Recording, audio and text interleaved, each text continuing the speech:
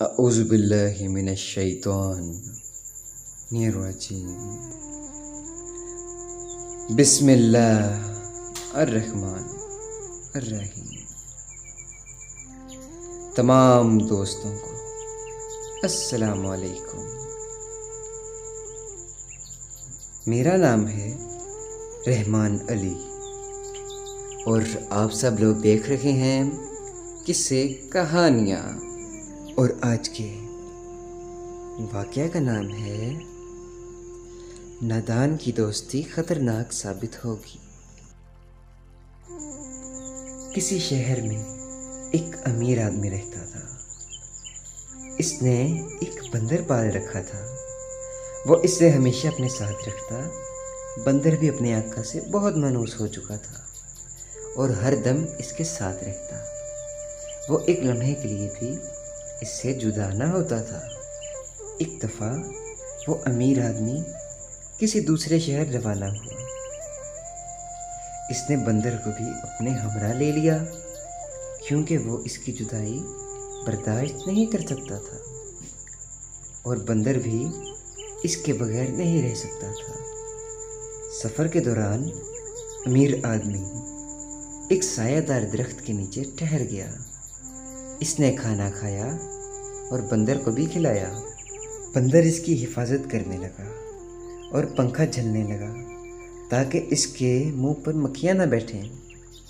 بندر نے دیکھا کہ ایک مکھی بار بار اس کے آقا کے منہ پر آ کر بیٹھتی ہے. بندر نے پنکھے سے اسے اڑانے کی کوشش کی لیکن بے سود. آخر بندر تنگ آ گیا.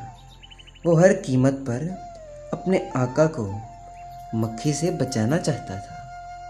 آخر اس نے یہ تدبیر کی کہ امیر کا خنجر اٹھایا اور مکھی جب اس کے چہرے پر دوبارہ آ کر بیٹھی تو بندر نے امیر کے منہ پر پوری طاقت سے خنجر دے مارا اور امیر کی ناک کٹ گئی اور اس کا چہرہ لہو لہان ہو گیا. اب امیر بیدار ہو چکا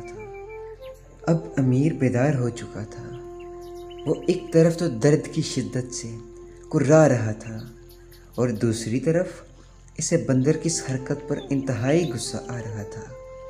اس نے بندر کو مضبوطی سے پکڑا اور اسے خنجر سے ذبح کر ڈالا تاکہ وہ آئندہ ایسی حرکت نہ کر سکے.